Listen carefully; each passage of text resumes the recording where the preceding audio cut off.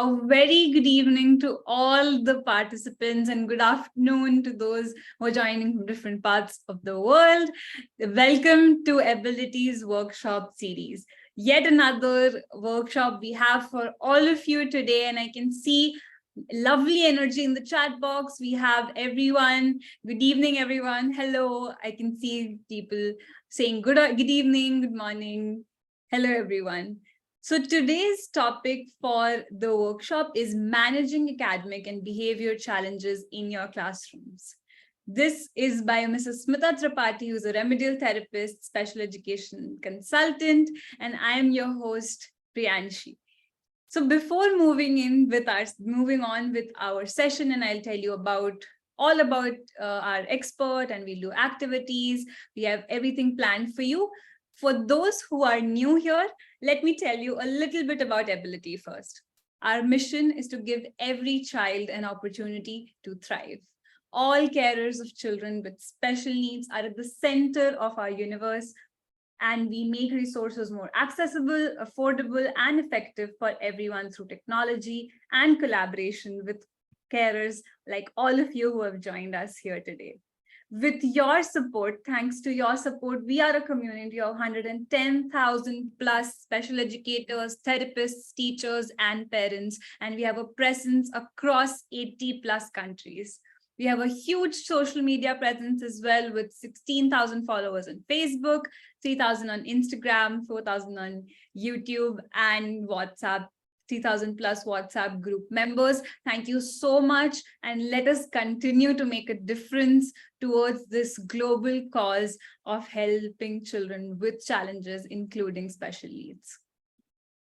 How you can do this is in 3 ways. You can join hands with the Ability community. You have been doing this till now, and you can also share certificate programs that you have been attending so that others can also receive the benefits like you have. There are 140 plus events to choose from. You can create and share resources to help children with special needs and with challenges achieve better outcomes. We have a repository of over 400 plus resources for everyone. You can also refer our masterclass for parents so that the strengthening of the bond between home and school can be done.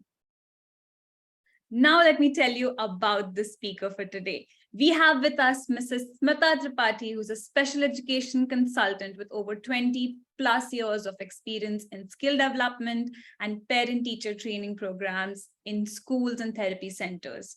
Through her training and coaching practices, she works closely with parents, school administrators, and teachers to help children with various academic and behavior challenges to thrive.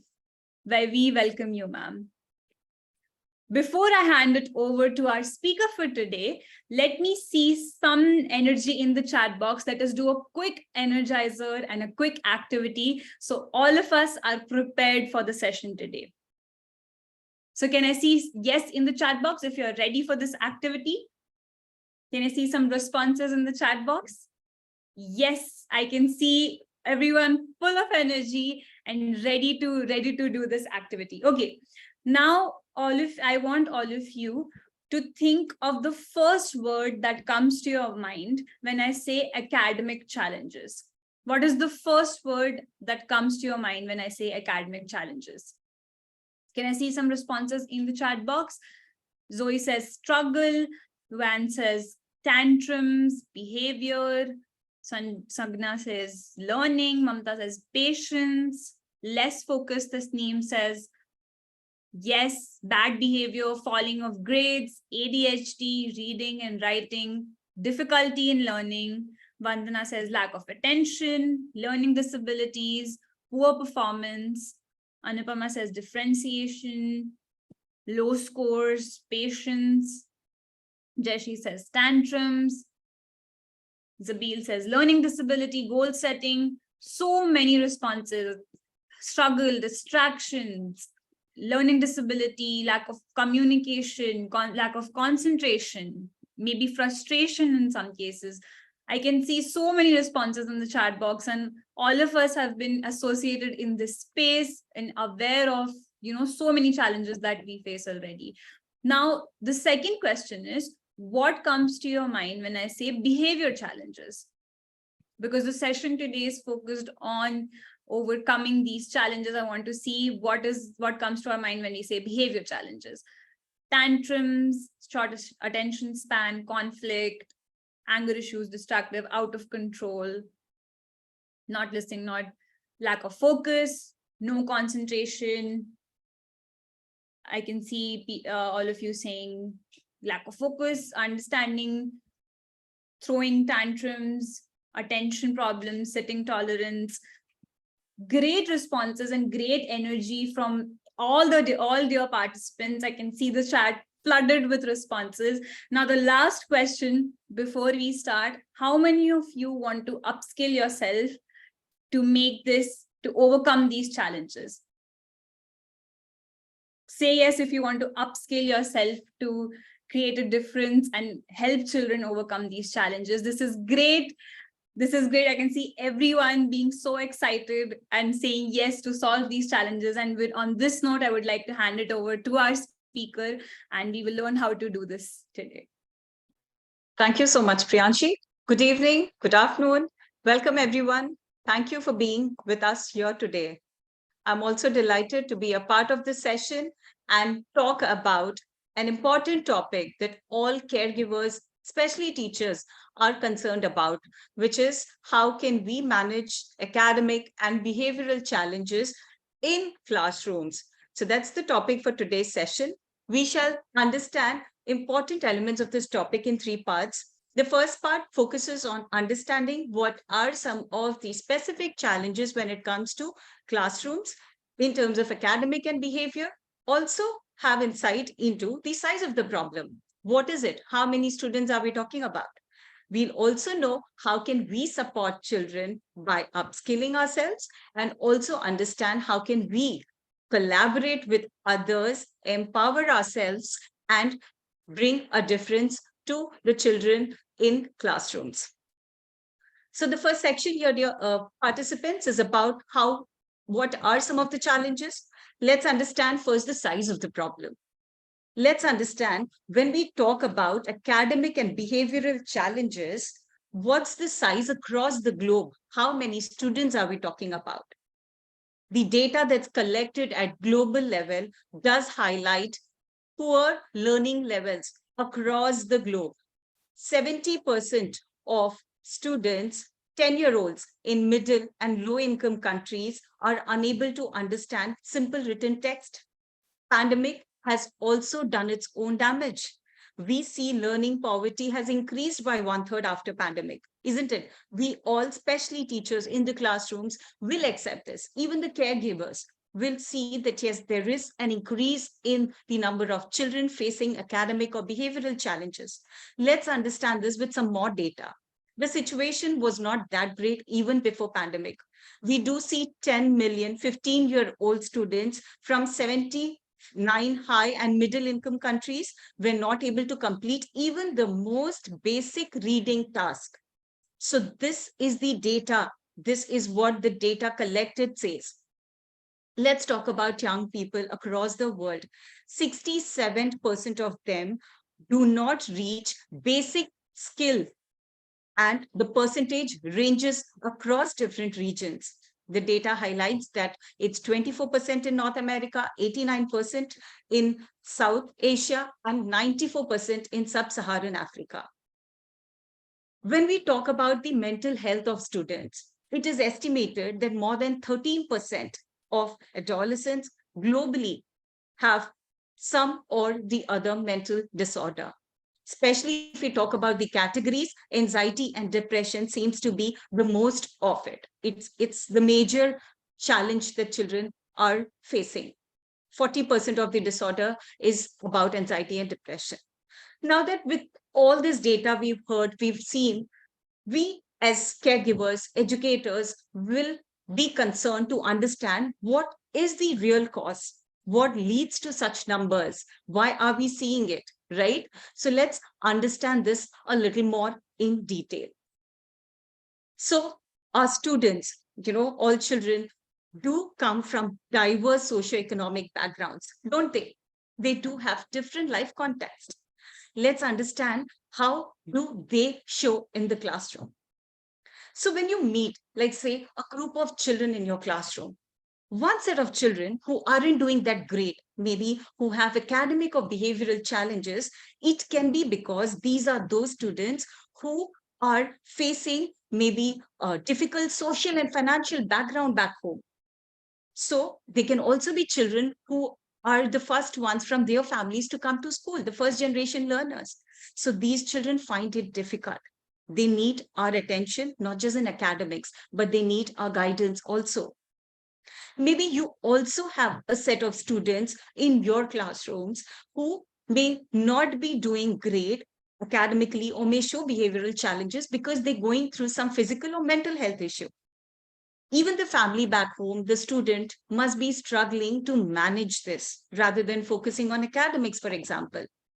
When we talk about another group of poor performers or children with behavioral challenges, you may see that the development isn't as per the rate at which it should be. It's lower compared to their peers, maybe children of their age. So they do face developmental delays because of which they have challenges. They also can be because the child has underlying reasons. The child may be having dyslexia, ADHD, like you all rightly pointed out in the chat box during the Energizer. So we do understand that these are the conditions that can also be the cause behind the poor performance or behavioral challenges. Also, let's not forget maybe that one group of students who were anyways doing average, maybe they were at the edge, and due to pandemic, because there was low exposure, they did not get the right stimulation, they regressed. So these children are also now a part of the group who aren't performing that well.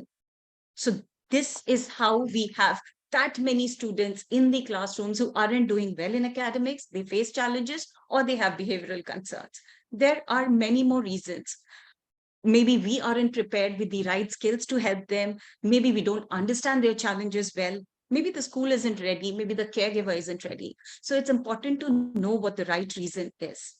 Now that we've seen the size of the problem, we also know that there can be different reasons. Let's understand this a little more in detail, that how will these challenges show up in the classrooms, right?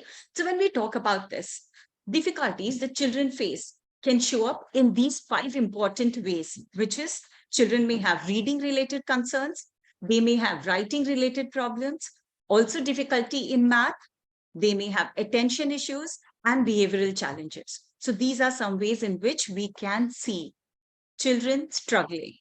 Now, let me ask you as participants, because I do see that you all come with that background where you do understand these challenges a lot. How do you think reading challenges look like in the classroom, dear participants? Can I see some of you responding? How do reading related concerns show up in the classroom? So when a child is expected to read at grade level, what is it that the child will not do? Yes, distracted. They may not know the CVC pattern, phonics. What other ways can be? They may have difficulty reading longer words, phonic related concerns, get confused, repeat words, skip words when they are reading, have challenges in understanding questions, poor pronunciations, blends is a task, they omit word, unable to syllabificate, yes, lack of interest, refuse to read, absolutely. Struggle in answering questions because they can't comprehend. Even for some who are reading, they don't know the meaning of it. Reversals, limited comprehension. Yes, thank you for highlighting those important concerns. In the classroom, reading challenges do look the way you've highlighted. Poor sound letter knowledge, poor expressions, skipping words, not proper the way they need to read, right? They struggle with word meanings. They have difficulty even identifying alphabets and letters. Now let's talk about writing challenges. Can you highlight some ways in which writing challenges can look in the classroom? So when you ask a child to write, what are different ways in which students will struggle? Poor grip, absolutely correct. Refusal to write, wrong tenses, sentence structure, spellings, motor concerns, lack of ideas, unable to copy, difficulty in spellings, Yes, the size of the letter, the way they write, the handwriting, the reversals, the confusion with B and D, mirror images, proper shape, size of the letters.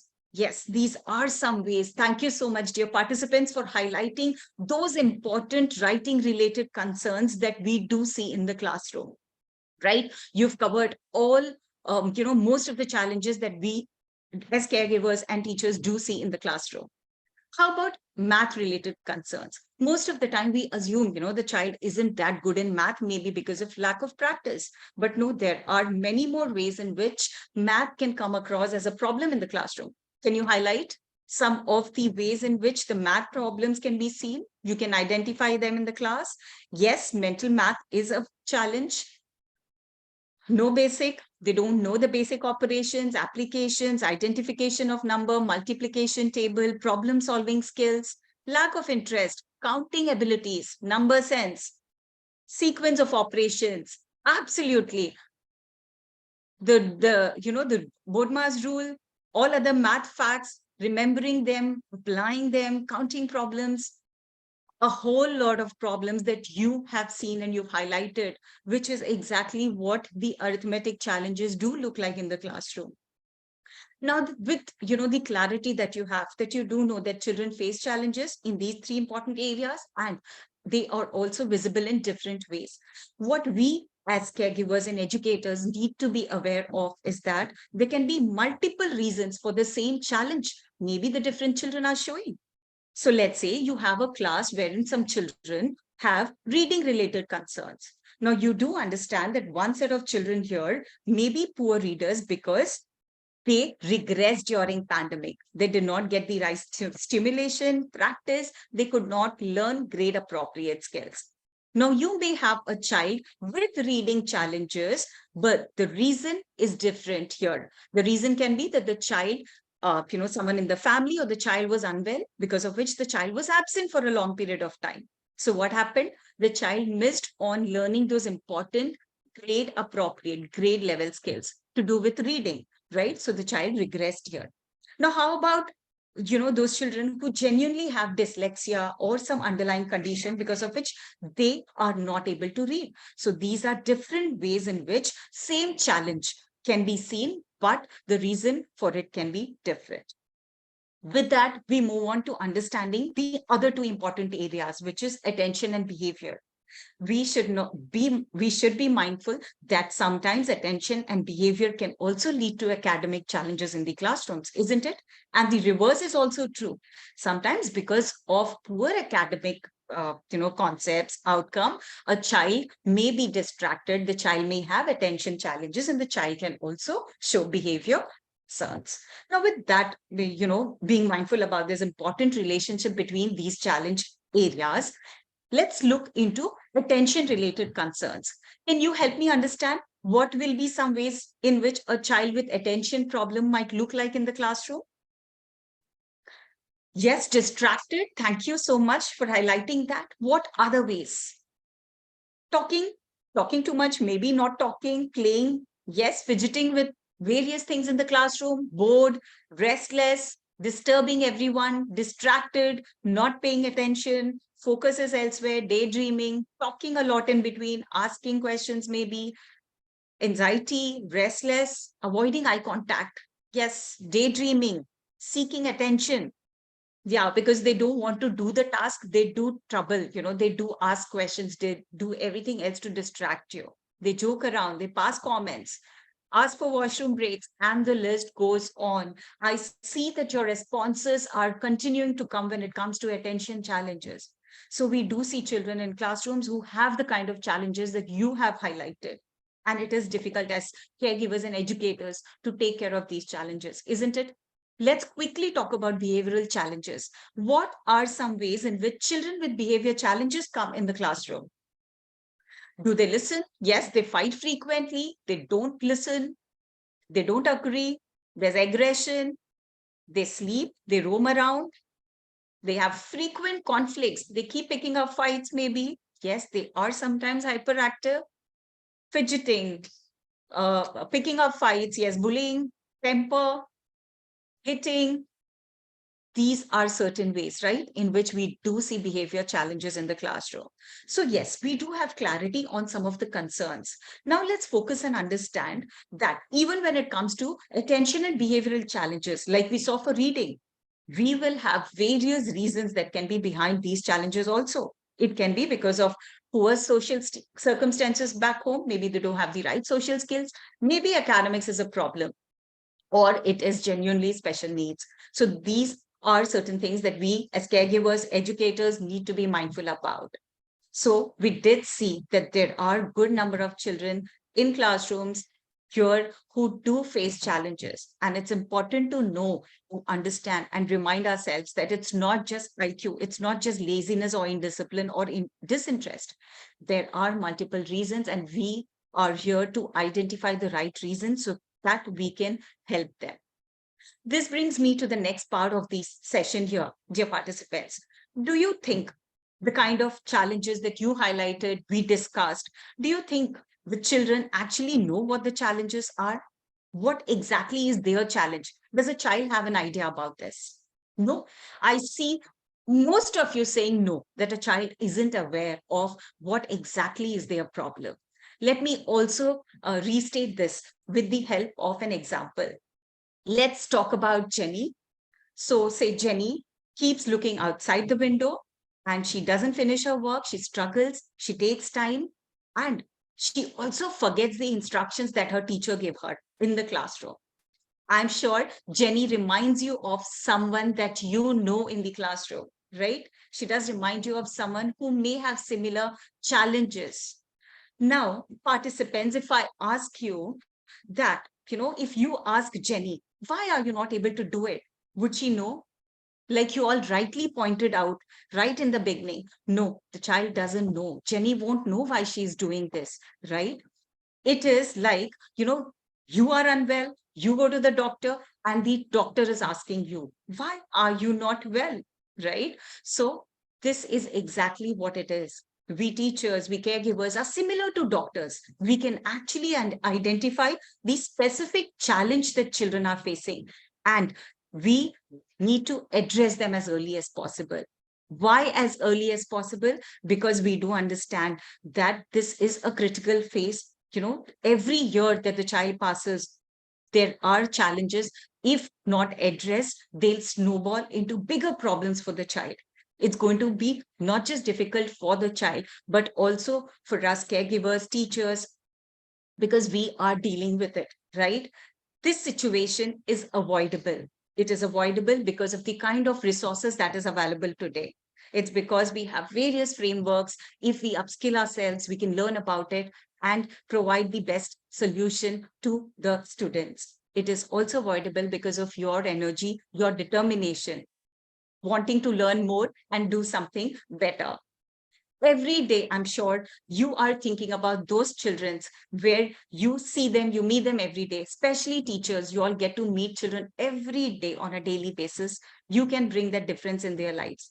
And knowing that teachers are so important, they can actually help children dream big and achieve their goals. Let's focus a little more here. Let's understand there are multiple ways in which you can provide support. But let's understand two important ways here today, which is how can you upskill yourselves and how can you collaborate with others to bring a difference. So moving on to the next section, which is how can you upskill yourselves today? Before I go on and discuss a little more, I would first like to actually tell you all to, put yourselves, because you are, the change makers. Even after a long day's work, you are here to understand, to upskill yourselves and learn more and bring a difference. So with that attitude, we welcome you again for this session, and let's understand how can we actually, explore different ways of providing support to the students. Now, because we're talking about teachers and we know that they are, the ones who bring that life-changing, they are at a place where they can change the life of every student who they meet. Let's first understand what are some of the challenges that teachers face while they're trying to do this.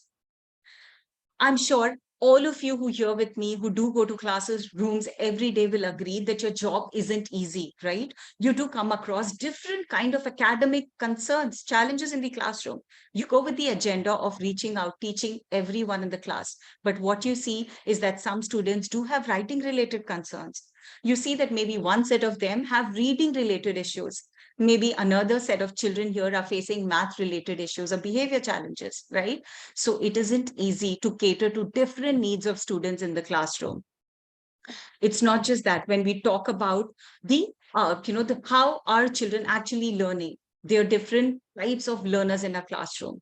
You'll agree with me if I tell you that you do go prepared in order to teach all kind of children in the classroom. But what you see is that their needs are different. Maybe there's a group of students there wanting you to move fast because they've already understood they need more engaging and exciting and advanced lessons. At the same time, you have a group there who wants you to repeat what you've taught, isn't it? They want you to keep repeating, maybe have a little more practice because they are learning. They aren't that confident yet. And you also have a group of students who may just not be close to what you're teaching. They are a level below. Maybe they don't know the concepts that well and they cannot connect to what you're teaching, isn't it? This is the scenario in the classroom. What we also see is that teachers have to cater to different kind of attention and behavioral issues like we discussed. There'll be a set of children who will finish their work fast and they'll disturb the others. There'll be a set of students who are not paying attention, they're getting distracted and distracting the others also. And there'll be one set of students who are just not ready to do what you're saying. So with all these difficulties, with all these challenges, still the teachers go to the classrooms and they are there to teach the children. So the idea is to do it in a better way, right? Even when it comes to assessments and homework, we find it difficult as educators to understand that who will benefit from what kind of homework, what is the gap so that you can bridge that gap well and provide assessments accordingly. So these are some of the challenges that teachers do face on a daily basis. The most important challenge here that we want to also talk about is the parent expectations, right? It isn't easy. Teaching the children in the classroom is one thing, but also dealing with the parents on the other hand is important. You are here to guide a set of parents who have different aspirations. Maybe they have different goals for their child. Maybe they need help in different ways. They want you to support them in different ways so that they can support their children. Also, the way they think about their role, their how well do they know their skills, their child skills, and some of them may also have children with special needs. So you have to deal with a set of parents with such profile, different profiles. I'm sure after listening to all this, some of you might be thinking that it isn't easy. It is difficult. Is it even practical, to do so many things in the classroom? You'll agree with me? Will you agree with me? Be honest. Tell me, do you think sometimes it is, you do feel it is difficult and yes, I do see a lot of you saying, yes, you agree with me that it is difficult. This is how you exactly feel. But then, dear teachers, with all your effort that you're doing, like, you're here to upskill yourself, learn something, go back to the classrooms and help support children in a better way. To support you, I would want to kind of, even highlight that this is practical, this is possible. And it is possible because a lot of evidence-based models do talk about it. We have a lot of models across, which have been well researched upon. For example, we have the RTI's level of support framework that talks about how can you support children at the right level. We have the teaching at the right level model that talks about you should know your children, maybe do an assessment and then teach at the right level at where the child is. Similarly, we have a lot of models which talk about, for example, how can parents support through HEMSI, and you also have the dual capacity model that talks about how can you, teachers and parents, both, all of them empower themselves and provide better support to the student. So it is doable. We do have a lot of models. It's important and it is, especially for all caregivers and educators to be responsible, upskill themselves, and then try and make a difference in the student's life. Now, what happens with upskill? How can you upskill? Attending training programs like the one that you're doing currently or other training programs will help you gather a lot of information that's being researched. You can make use of that. You can request your school management to help you with such training programs. The idea here is to get better 1% in every area where you have to perform. Yeah, that's doable. Can we think of it like that? For example, you might be doing lesson plans, you may have to manage the classroom, you may have to plan homework. So all those areas that you have to look into, the focus should be on getting 1% better in that area and see if you can succeed. It's also important to track the right indicators so that you can measure your progress. It is important to remember that child's academic performance, the scores, the marks are not the only indicator. They are important, but not the only indicator to succeed. You can measure various indicators to track your progress. Like, for example, if the child has started participating more in the classroom, it does indicate that you are progressing. If there is less complaints about the behavior of the child, it is an indicator that you are progressing. Even if there is good attendance from children, the students end, that it's a very good indicator. So you need to check and track various indicators that can help you see the progress that you're making after the hard work that you're putting in. There are a lot of suggested areas that you can look into to understand and upskill as caregivers and teachers, like how to build rapport with students, provide them the confidence. How can you actually provide the right support depending upon the kind of, the child's need? How can you manage, identify the gaps and then proceed, know the baseline and then work from there? How can you manage discipline better through various beautiful discipline strategies? And also, how can you improve children's attention? How can you collaborate with parents effectively? There are many topics like that. Let me help you understand this a little more in detail. So we have a topic, for example, how can you provide assistance and support to students in the way that they need, all right? So children do have varied learning needs in the classroom. How can you provide them with the support? So to do that, there is this framework, the RTI's level of support framework. So if you see, it's a well-researched framework and it has 3 levels. The 3 tiers here actually aim to group children according to the level of support that they need. Now, why use this? Because it will help you reduce your workload. You teachers have a lot of things to do, limited time, and a lot of children to manage. So this will help you provide targeted interventions. And also, it will help you, provide those specific support that the child needs according to what you've discovered. So here, if I go a little more into detail, the framework has 3 levels. The first one is called as the level of support. The first one is called as the mild level. So here we do have students who have mild concerns in the classrooms, academic or behavior. You can start thinking of them at this level and then provide them with strategies. At tier 2 level, we call them as children who need moderate support, and they'll need your support for shorter period of time because their concerns is moderate. So here you may provide targeted support to them. And then at intense level, you know that these are those students who have a lot of academic or behavioral challenges. The frequency and the intensity is too high. So you would want to provide tailored support, individual support here, and for a longer period of time. So this, framework can help you identify, put children in the right support group, and then have a set of intervention based on their needs and reach out to them in the right way. And you will also see the progress that they are making. You will see if they are going to a lower level or if these strategies aren't working and the problems tends to increase. So in this way, you can upskill yourself in various other topics. Also, now that we've seen a lot about the upskill, let's understand that as teachers or educators, you cannot do all, and you can also provide support, but only till classrooms. So what happens back home? It's important to, reach out and take support from other stakeholders in school and also back home.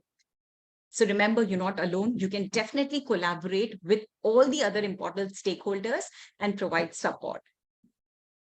Now let's understand, how can you collaborate with others?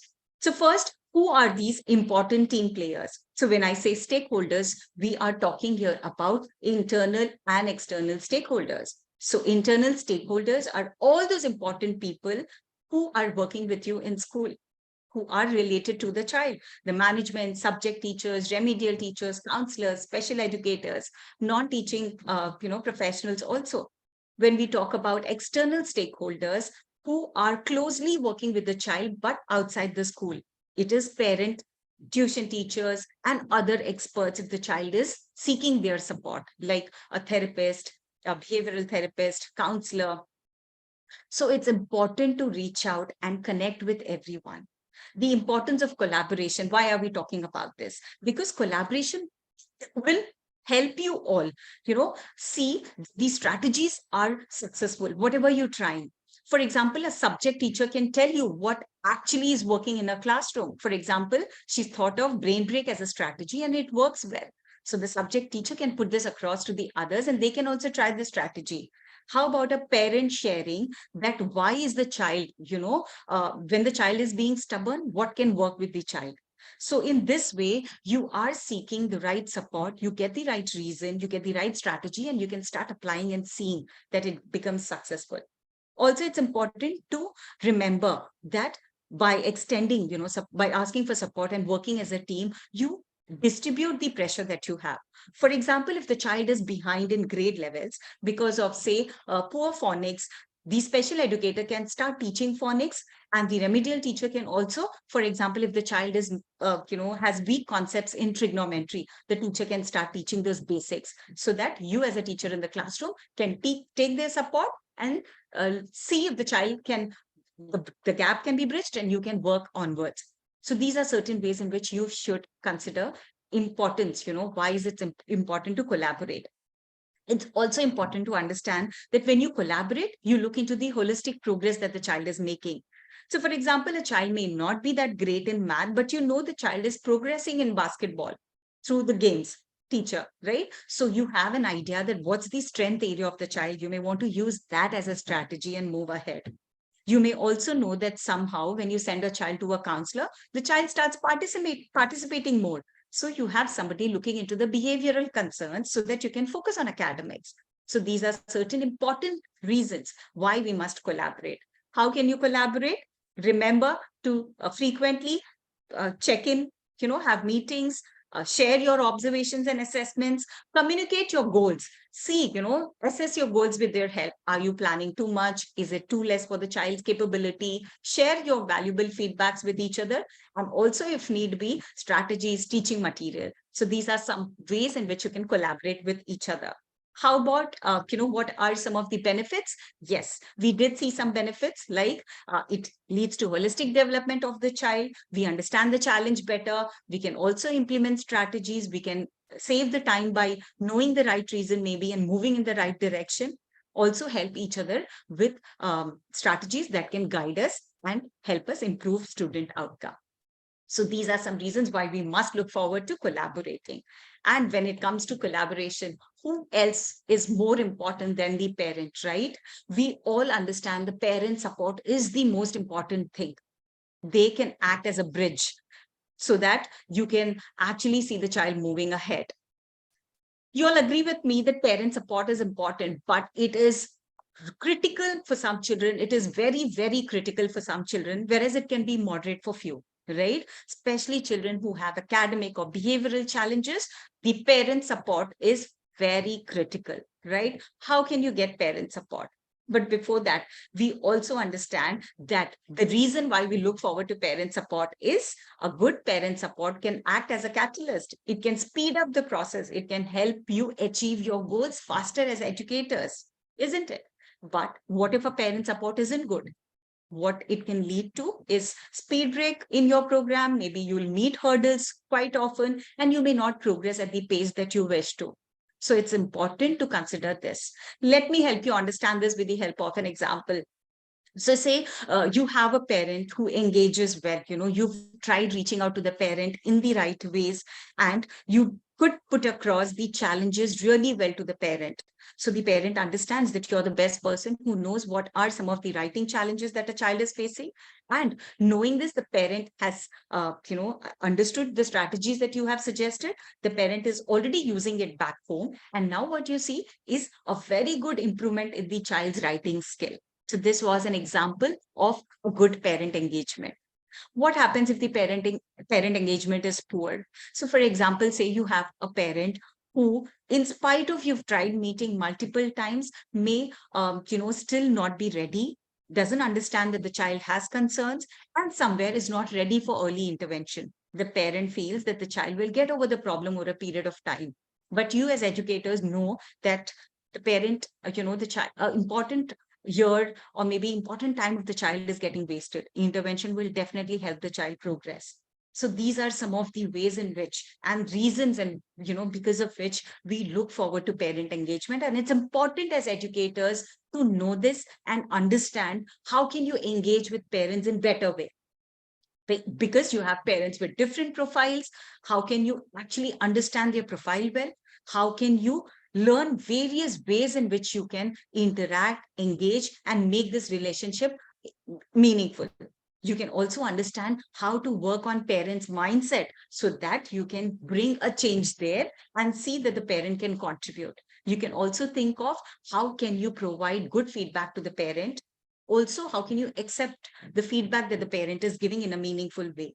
You can learn various ways in which you can collaborate with the parents.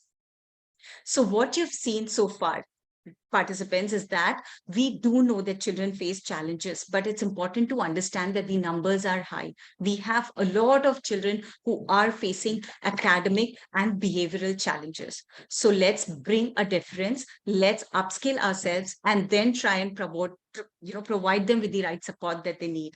And most importantly, let's not work on this alone. It's important to collaborate. It's important to bring those stakeholders into this, especially parent engagement. So use that as a meaningful tool, strategy, and see if we can support children in better ways.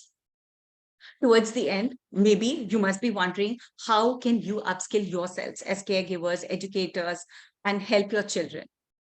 We do see a course here. The host will give you details about it. The takeaways or what you will learn from this beautiful course is that you can understand different challenges in a better way that children face in the classrooms. You will also upskill yourself with practical strategies that can be applied in the classroom, meaningful and well-researched strategies. And also you will learn how can you improve your collaboration with different stakeholders. So we'll have our host who will help us with more details on this. Thank you so much, Smita ma'am, for a wonderful session and very useful insights on how to overcome, help children who are facing challenges, and how can teachers do this? How can all of us as educators do this for all children? Thank you so much for your valuable insights. Thank you, participants, for being a wonderful audience. Now, let me quickly tell you about the course that we are launching today on the occasion of World Teachers Day. A very happy World Teachers Day to all of you. And today we are launching a course in collaboration with the prestigious Singapore University of Social Sciences, which aims to bring change in the education, the future of education, and is committed to create a difference. And along with Ability, we are launching this course on overcoming academic challenges for children in primary school. So I would request my team members to share the link for the course on the chat box.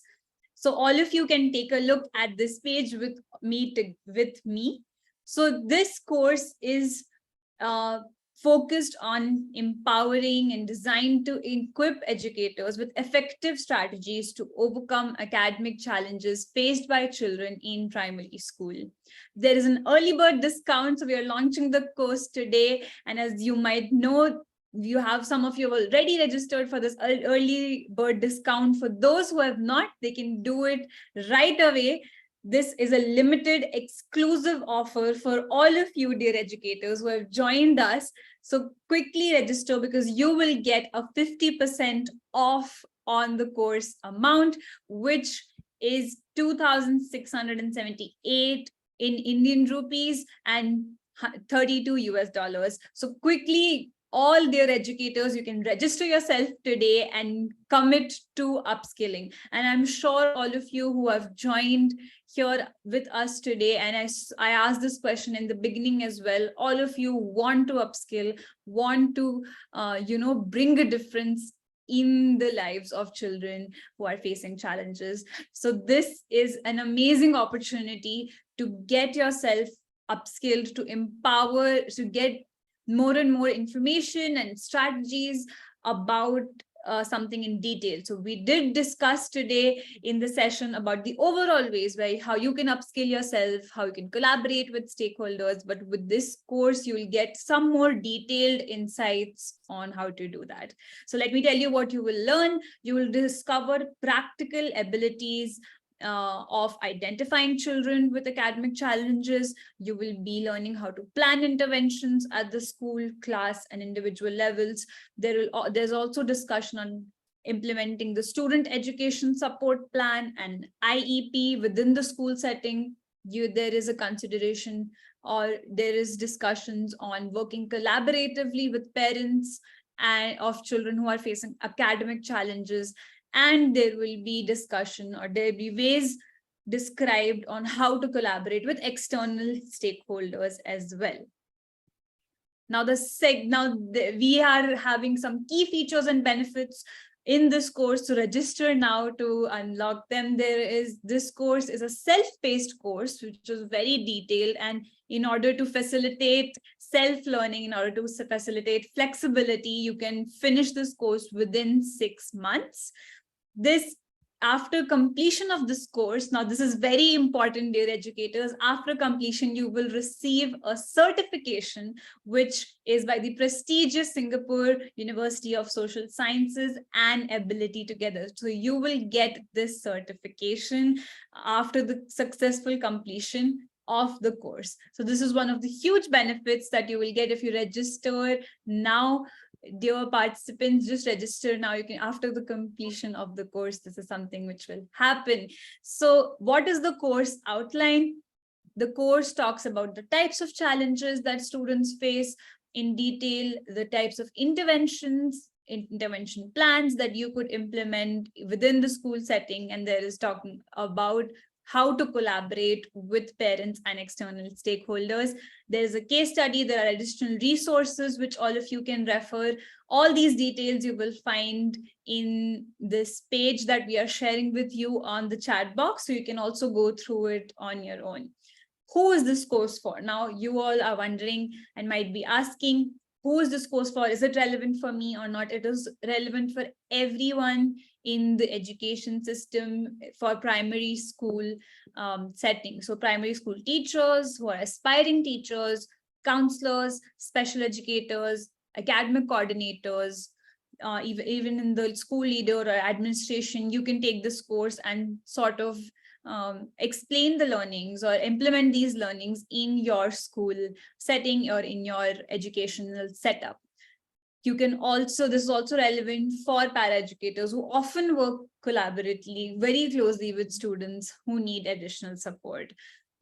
All the modules, all the content is very carefully researched and designed by our course expert, Dr. Eunice, who is a faculty in the Singapore University of Social Sciences. She heads the special education program and is currently working on a number of research projects and has a special interest in the area of autism.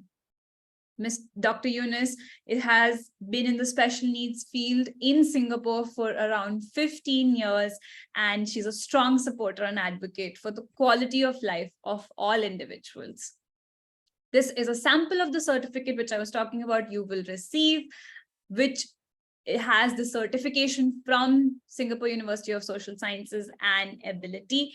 Over here, like I said, Singapore University of Social Sciences, SUSS, is committed to provide quality education, has a commitment towards social sciences and promoting lifelong learning in the learners. So this is about them. And Ability, as you all are aware, we are We strive to raise aspirations of every child with academic and behavior challenges, including special needs. So this is a huge part in terms of our mission and vision. Register today, you will get a 50% off on the course amount. So today is World Teachers Day, and we want to launch this exclusively for you, this course. Dear teachers, all of you have shown amazing commitment, and you are part of a community. You regularly attend these sessions, to upskill yourself. This is just another avenue or another place for you to explore and upskill yourself in a very specific way, in a very detailed form. So then let me just show you. If you click on register now, what will happen is you will see this page. You can register your name, email ID, your WhatsApp number, city, state, enter your occupation over here. Then you would enter your school name, the grades that you teach, the subjects that you teach, and you can instantly pay this amount and register from here. So this is the process that I've taken you through. It was great having all of you here today, and I can see the energy in the chat box. I would request now my team member to also share the feedback link for the event today, the wonderful event which was done by our expert, Mrs. Smita Tripathi. I would like to thank all of you for joining us here and showing a real commitment towards upskilling yourself as educators and showing a commitment to create a difference in the lives of children who are facing challenges. So I would request my team member to share the feedback link and share the SUSS and ability course that we are launching exclusively today.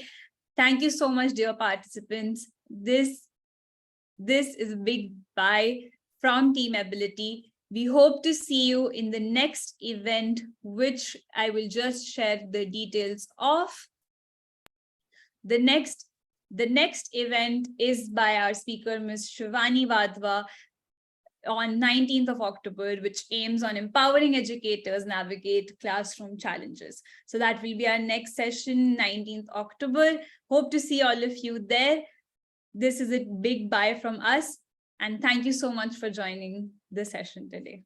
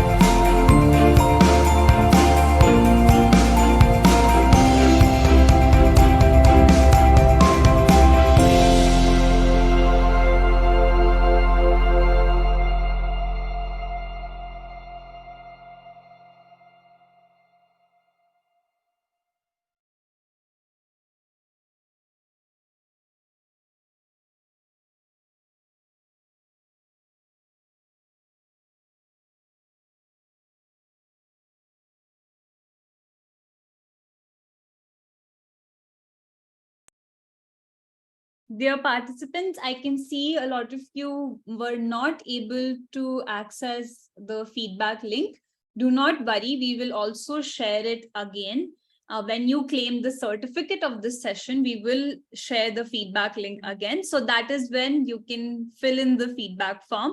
Thank you so much for showing that commitment to fill the feedback and give us, a feedback on how we can improve. We will definitely share the link again in the certificate. So you will be able to fill it then. Thank you so much, dear participants.